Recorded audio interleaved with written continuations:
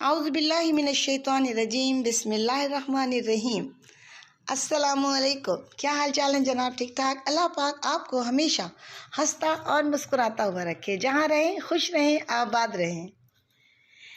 آج اپنے پروگرام میں جو ہم نے گفتگو کا موضوع چنا ہے وہ ایک حکمت کی بات ہے۔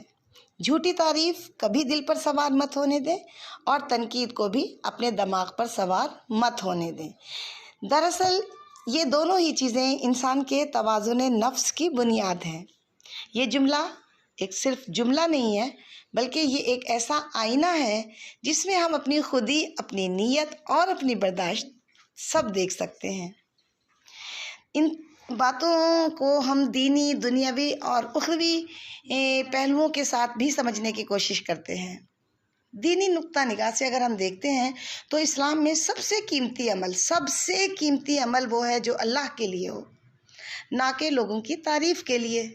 جھوٹی تعریف سے کیا ہوتا ہے کہ جھوٹی تعریف سے ہم اپنے دل کو مردہ کر دیتے ہیں اور اخلاص کو زہر دے دیتے ہیں۔ اللہ پاک قرآن پاک میں اس کی بہت ممانعت فرماتے ہیں۔ جب تعریف مقصود ہو جائے نا ہماری، تو پھر ہماری نیتیں خود بخود آلودہ ہوتی چلی جاتی ہیں۔ مومن کا دل تعریف سے نہیں بھرتا بلکہ اللہ کی رضا سے خوش ہوتا ہے۔ اور اگر تنقید کا معاملہ دیکھا جائے دینی نقطۂ نگاہ سے، تو آپ صلی اللہ علیہ وآلہ وسلم نے فرمایا مومن وہ ہے جو نصیحت سن کر ناراض نہیں ہوتا۔ یعنی اگر ہم دیکھیں دینی لحاظ سے تو حکمت یہ ہے کہ تعریف پر غرور نہیں ہو اور تنقید پر غصہ نہ ہو، کیونکہ دونوں ہی امتحان ہیں۔ جی ہاں، ایک تکبر کا اور دوسرا بردباری کا۔ اگر ہم دنیاوی پہلو سے شخصیت کا توازن اور خود آگہی کو دیکھتے ہیں تو دنیاوی لحاظ سے بھی یہ بات انسان کو نفسیاتی توازن سکھاتی ہے۔ جھوٹی تعریف انسان کو خود فریبی میں ڈال دیتی ہے اور اپنی خامیوں کو دیکھنا وہ چھوڑ دیتا ہے، جبکہ بار بار کی تنقید بھی دماغ پر برا اثر ڈالتی ہے اور احساس کمتری کا شکار کر دیتی ہے۔ اس لیے دانا لوگ کہتے ہیں کہ تعریف کو نمک کی طرح لو، زیادہ کرو گے نا تو ذائقہ ہی بگڑ جائے گا۔ ایک متوازن شخص وہ ہے جو تعریف سے کبھی عاجز نہیں ہوتا اور تنقید سے بکھرتا نہیں ہے۔ وہ ہر رائے کو عقل کے چھلنے سے چھانتا ہے، کیا مفید ہے، کیا فالتو، کیا صحیح ہے، کیا غلط، یہ سب سوچ کر ہی وہ آگے بڑھتا ہے۔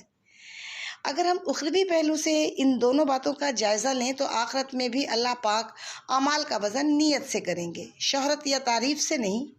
جو شخص لوگوں کی تعریف کے لالچ میں عمل کرتا ہے نا، اسے دنیا میں تو واہ واہ ملتی ہے، مگر آخرت میں اس کا حصہ بالکل ختم ہو جاتا ہے۔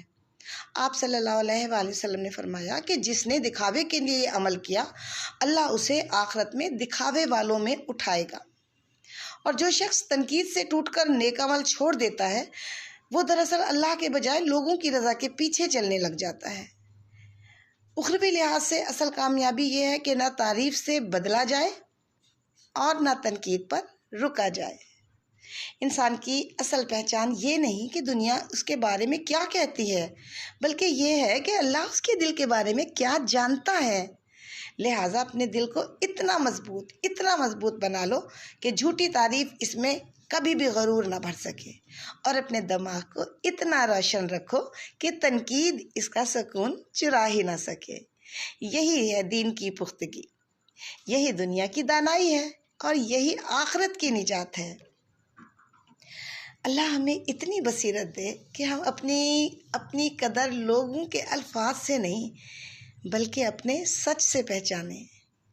میرے پروگرام کو سبسکرائب بھی کیجیے گا، لائک بھی کیجیے گا اور شیئر بھی کیجیے گا۔ یہ کہنا میں اکثر بھول جاتی ہوں، آپ میری ویڈیوز کو دیکھیں گے تو میں بھول جاتی ہوں اور مجھے بعد میں یاد آتا ہے کہ او ہو یہ تو نہیں کہا، اگر کہتی تو شاید مجھے کوئی سبسکرائب بھی کر لیتا اور شیئر بھی کر دیتا۔